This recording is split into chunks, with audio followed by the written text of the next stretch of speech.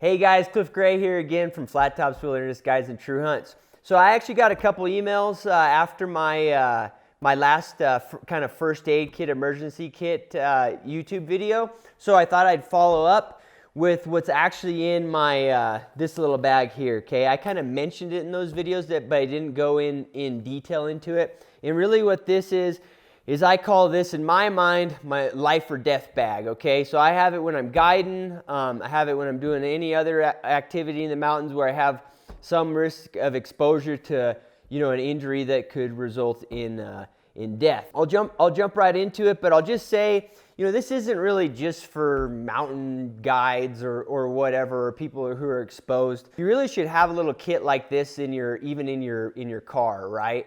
We're all on this planet for hopefully 70, 80, 90 years, 100 years, right? So at some time during that long existence, we might run into a situation that if we're just have a little preparation, we can solve. But if we're not prepared, could actually result in the end, all right? So I think it's funny because a lot of people will probably watch this. You can tell there's like a hue of, man, you're paranoid. We're living in a day and age where those same people, a lot of them, are scared shitless of a virus that's killing, 1 out of 2,000 people in their demographic or even less. So I kind of find it funny that they don't consider it prudent to have just a little safety kit. But anyways, it's just one of those things about perception, right? So anyways, I'll jump right into it, guys. First off, a big thing on this is I'm not a doctor, okay? I've got probably, at this point, just from renewals and everything, I've probably got a couple hundred hours of training in terms of wilderness medicine stuff, but I'm not a doctor, I'm not an ER nurse, none of that, okay? So I'm not giving you guys medical advice, I'm just telling you what I carry and how I would use it in situations that either I've seen arise in the wilderness or from years of experience guiding are scenarios that I think are fairly likely. One thing from the training that I have gotten, all the wilderness medicine related training, is I can tell you there's a lot of good classes out there, but 60% of the time, 70% of the time is spent on scenarios that honestly are probably not going to happen, okay? So when I developed this kit, I really focused on scenarios that I could actually see occurring, okay? So the first thing in terms of the gear here, so I have this little pouch. It's marked with a cross on it, so everybody knows that it's a medical kit, all right? And then one thing I'll say about that is this is not about being Batman and helping other people if you don't want it to be, okay? If you're just a sole self-preservationist, all this kit still applies, okay? Everything in here you can use on yourself to save your own life, okay? So that could be on a hunt with one of the hunts that we provide. It could be on a guided hunt somewhere in the U.S. It particularly applies to any international hunts where, there's an element of truly being on your own in terms of other people having any training or anything. You're basically going to have to bet that they don't have any at all. So this very much applies in that scenario.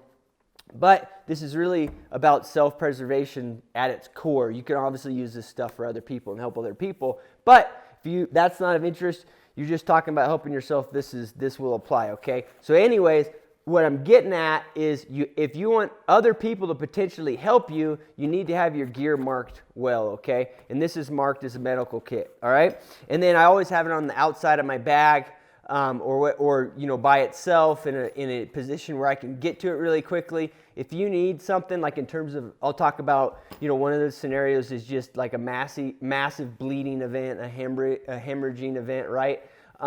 In those scenarios, it doesn't help if your gear is buried down in the bottom of your pack. If it takes you or somebody else 4 or 5 minutes to get it, at the end of 4 or 5 minutes, you might have lost 30-40% of your blood, and now you're not going to make it, all right? So have this thing readily available. I find I put in the other videos, I'm like a salesperson for these little gadgets, but I like these little tech locks, okay? And the reason is you can get pouches with the MOLLE, the MOLLE attachments on them, and they're great. They're, a lot of packs will take those MOLLE attachments. The thing about them is they're a pain in the ass to take on and off. They just take time, particularly when your bag's got, it's been wet and muddy and everything else. These are a lot stiffer, so they're hard to get out. And so what'll happen is you end up, they're just like a little inkling in your mind, I'm not going to move that from that bag to this bag. I don't need it today. And really what it is because it's a pain in the ass to move it, right? And so you don't have it when you need it potentially because of that. So make it convenient. I use a Tech Lock, okay? This is like it's a 30-second project to pop this off one pack, clip it on another pack. You can put it on MOLLE, you can put it on a belt or whatever, any strap, right? Okay, so I have that on there. Here's my little pack. I've got some gloves in there outside of this stuff, but that's really more for your personal protection if you're helping somebody else. So let's just jump right into it.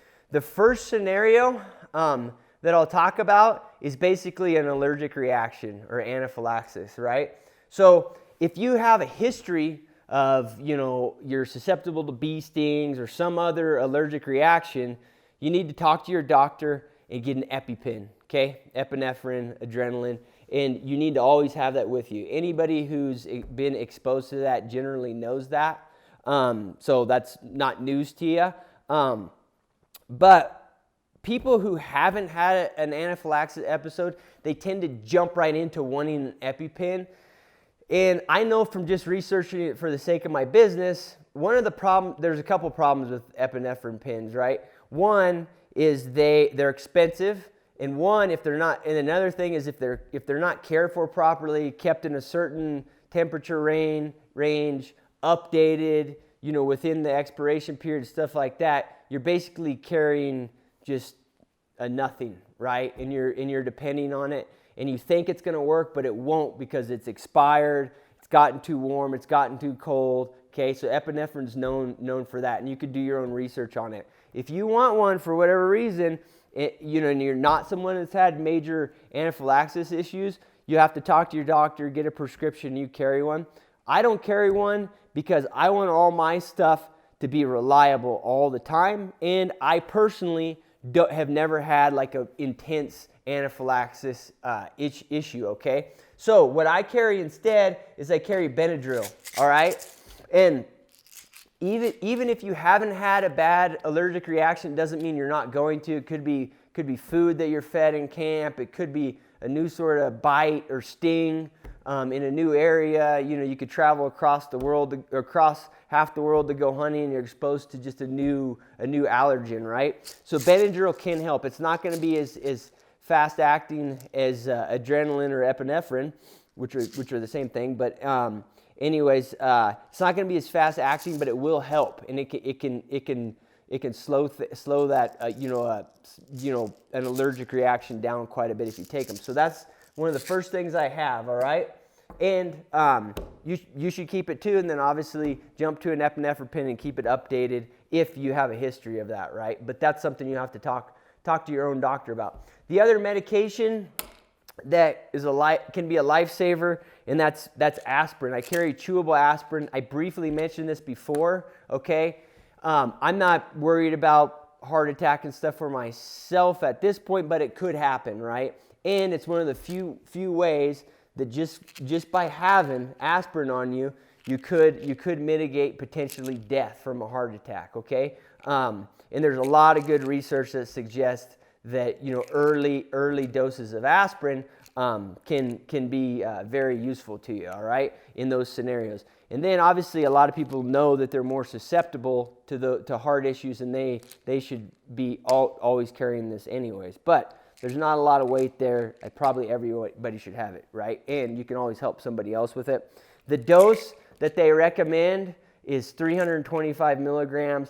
These are chewable aspirins, and chewable aspirin, if you do your research, that it gets and affects the platelets quicker than any other form of taking aspirin. So what aspirin does is it inhibits the platelets, and when you're chewing it, when I've looked at studies before, and the quickest way to inhibit the highest percentage of your platelets is for it to be chewable. So it affects 50% of the platelets within like 5 minutes, where the other forms of taking it, you know, through like Alka-Seltzer type of, medication, or through like a capsule, you know, they're in that like 10 to 15 minute range. So, you know, 5 minutes is quicker. So make sure you get the chewable. 325 milligrams is what's recommended for you feel something that feels like a heart type of related issue. Okay, and these are 81 milligram.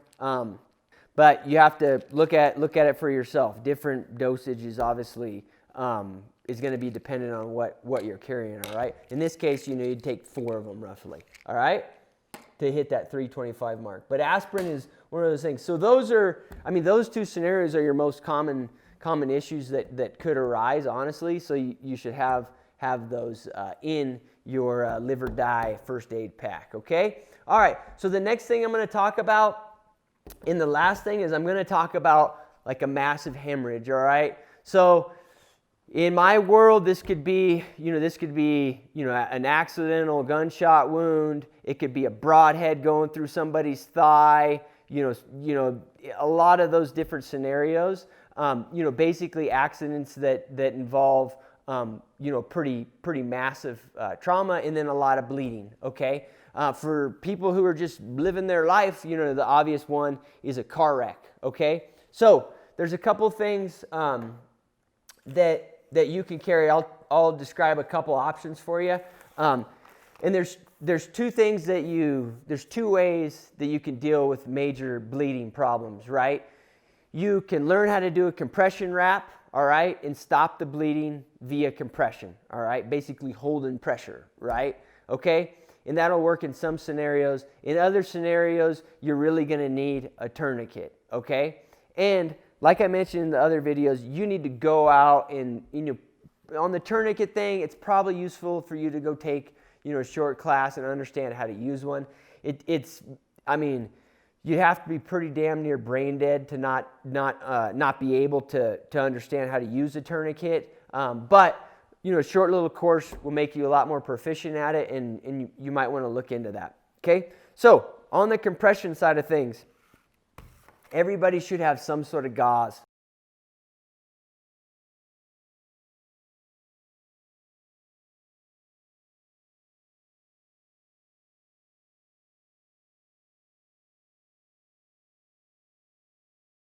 This is compressed gauze. I carry it because it's going to be the same weight as this Kerlix stuff, but it just doesn't take as much bulk up, right? In most of the gauze, you're gonna see it's in like 3-inch by 12-foot rolls. That's what this is.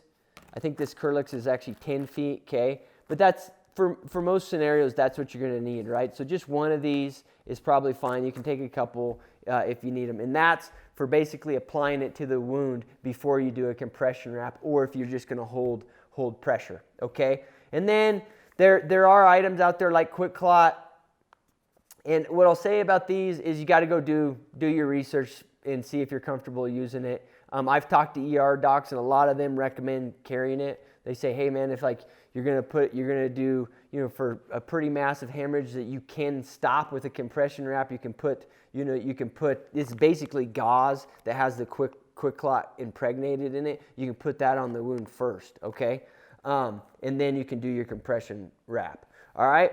I have been told that on the body, in the upper torso, like the lungs, you don't want to use this stuff. All right. So the other thing that is nice for being prepared for a compression wrap is you've got to have either like elasticon or something to basically once you've held pressure on there, and that you've got the blood stopped, or if you want to apply a little more pressure, you need to wrap your gauze and your compression, the start of your compression wrap. All right. What I recommend is people carry one of these. Okay, this is an Israeli bandage. And I'll show you real quick how it works. All right, and they come in a really handy, compact packaging, right? Perfect for backpack hunting or whatever. And all this stuff is like, you put all this together, guys. It's a pouch this big. Okay, so why not have it? All right. Okay. So, anyways, the Israeli wrap is a really well-engineered bandage, and you can use it for a lot of things. Honestly, if you just have like a cut, or something like that, that's, you know, it's not like you're going to bleed out and die, but you want to wrap it. An Israeli bandage is great for that, okay? And then I'll show you this. I'll cut out of here and I'll show you, but you can wrap that. You can wrap a compression wrap, and then you can do a half-ass tourniquet with one, right? If you're not carrying like a cat tourniquet, you can do a tourniquet, or you can attempt to do a tourniquet with an Israeli bandage, and sometimes it'll work, all right? So once they're out of the packaging, they look like this, okay? And they'll have a pad like that, all right? And then they have a little one clip here, and then on the other end they have a clip to secure it. And I'll show you how that works right now. All right, guys, so here's an Israeli bandage after it's been pulled out of its packaging. This thing is an amazing piece of engineering. It's multi-use. I'm all about utility on stuff that I've got to carry around, and so this thing's pretty nice in that regard. All right, so first we're going to talk about using it for a compression wrap to stop bleeding. All right, for the sake of just simplicity here, you can go look how to do a compression wrap for bleeding. There's lots of good videos from qualified medical people, okay? Basically, you've got gauze, or some other sort of material where you're applying pressure, all right? This gauze is obviously in the packaging. Don't do that, but you get where I'm going at, all right?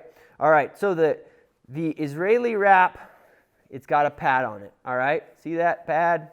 Okay, makes it pretty easy. Even got a picture on it, all right? So you're going to apply that to the wound, okay, on top of your original compression material you have in there, your gauze or whatever, all right? And the key thing is you want this mechanism on top of the actual wound, because that's where the pressure is going to be applied through the wrap, okay? So you're going to apply that like that, and so you can see that it's relatively easy to do this on your own, all right?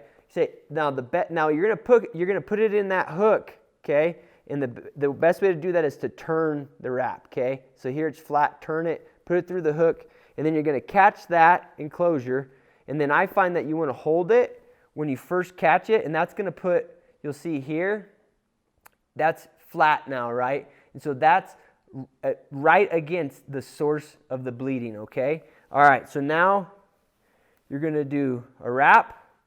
Hold some pressure as you do that, and you want to wrap below and above that wound, okay, with a lot of overlap, obviously over the actual source of the bleeding, okay. And what I recommend is when you buy an Israeli wrap, in there, they're not cheap, but they're not crazy. I think that one might be $10 or something. Buy 2 of them so you can get one out of the package and you can try it yourself, because you're going to immediately feel how much pressure these things put on when you put them on. Even if you're not like cranking on it just a little bit, you're going to be amazed, okay? All right, so you get here, and this is at the end of the wrap, okay? So for the compression wrap, all we have to do is just lock that into the clips, okay? So there we have it. That's very handy. I'm just going to slip in another scenario that I didn't mention before you can use an Israeli bandage for, and that's I have bad knees, okay? So I carry a knee brace generally in my pack, and I only pull it out whenever I'm heavily loaded after we've harvested an animal. We've got our backpacks loaded. Maybe it's an 80 or 90 pound pack, and I've got to go through rough terrain. In those scenarios, I put a knee brace on. I have forgotten that knee brace before and actually wrapped my knee with an Israeli bandage just for support, and it worked. It was honestly better than my soft knee brace was, okay? So that's one option for you too. Just another thing to add to the utility, all right? But let's talk about this. The other scenario is using an Israeli bandage for a tourniquet. Okay, it's not ideal, guys. The cat tourniquets are much better, but I'll show you how to do it if you need to. Okay, obviously you're going to put, in this case, in the case that you're not going to use the bandage for compression, you're actually using it for a tourniquet. You need to put it above the wound. Okay, so if this is where the wound was and you're trying to stop massive bleeding that you can't get stopped here, you don't want to put the Israeli bandage on top of the wound like that. You want to put it above, okay? Now we're going to talk about the makeshift tourniquet with an Israeli bandage, all right? So the wound is no longer here, it's here, okay?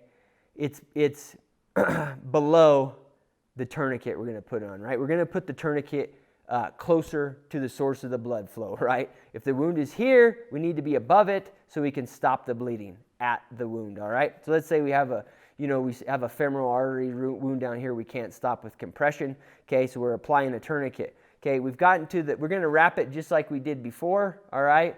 We have the end clip here of the Israeli bandage. I'm going to go under the first layer, okay? And then I'm going to take this enclosure and I'm going to turn it, okay? And you're going to immediately feel it's a massive amount of pressure, okay? And that, you're going to keep doing it until the bleeding stops, all right? And ideally, you want to do it where there's no longer a pulse below the tourniquet, okay?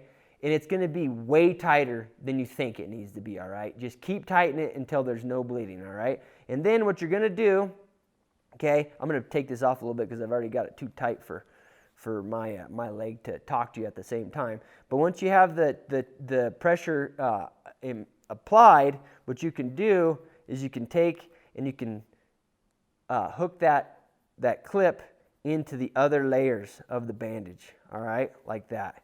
And it'll hold that tension. This is where this is very makeshift, okay? This is not rock solid by any means, okay? And there's a little bit of movement here, okay? That, you want that thing to be tight and to stay tight. But if this is all you have, that's an approach you can take to applying a tourniquet with an Israeli bandage.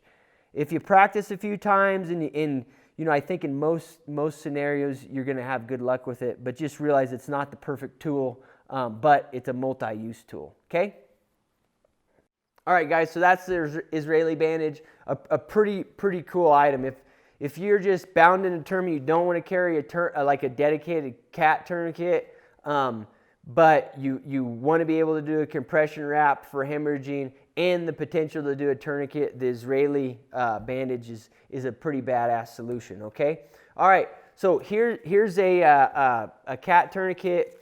You'll see these are super widely available. And like I said, I kind of hinted at before, people think you're paranoid if you have them in your vehicle or you have them, with you in your backpack or whatever. But I mean, to be honest, guys, I hope I never have to use one because it's a bad scenario where you have to use one. The analogy that I use, guys, is there are a lot of 70 or 80-year-old houses out there that have never had a broken pipe, but I can tell you that every single one of them has a water cutoff in the house, okay? So if you're not carrying a tourniquet, it's basically like building a house and not having a water shut off, right? We hope we never have to use it, but we should be prepared, okay? So that's the analogy I like to use. They're pretty simple to use. I mean, you can, if you're conscious, you can walk through another person using them on you. But these cat tourniquets, you can put them on yourself too. Okay, all right, and they're real simple to put on, and I'll show you real quick how to use them right now. All right, guys, so I'll show you these how to apply one of these cat tourniquets, how they're used. There's a lot of good videos out there that cover differing scenarios. I'll just show you the basics, right? It's pretty damn simple to use these things. But the first thing is that how they're actually stored is pretty important, or somewhat important. You got to remember that in these scenarios, seconds matter, right? You're stopping blood loss that could be significant and could result in death. So you need to stop that volume leaving the body as quick as possible. All right, so it needs to be quickly deployable. All right, so I carry mine like this. All right, so it's a loop. That's what you want to be able to pull it to a loop where you can put it around a limb really quickly. Okay, and if I wanted to thread it, right, I can just take the tab. I can just take the tab off here and I can thread it around a limb real quick. So how I do that is just put the red end through about 1.5 to 2 inches, fold it over to the Velcro, and then you can just accordion it. Okay, and then the Velcro holds it, all right? What you don't want to do is you don't want to go like this and have it where it's snugged up like that, okay? Where it's snugged up or this, and then you wrap it around, and like this. It's a little bit tidier, right? So I could see why some people would do that, but now you've got to You've got to take it out, and then now you've got to pull all this material out, okay? It's not quickly deployable. So I like the method of just doing this, going right here, okay? And then accordioning it in, all right?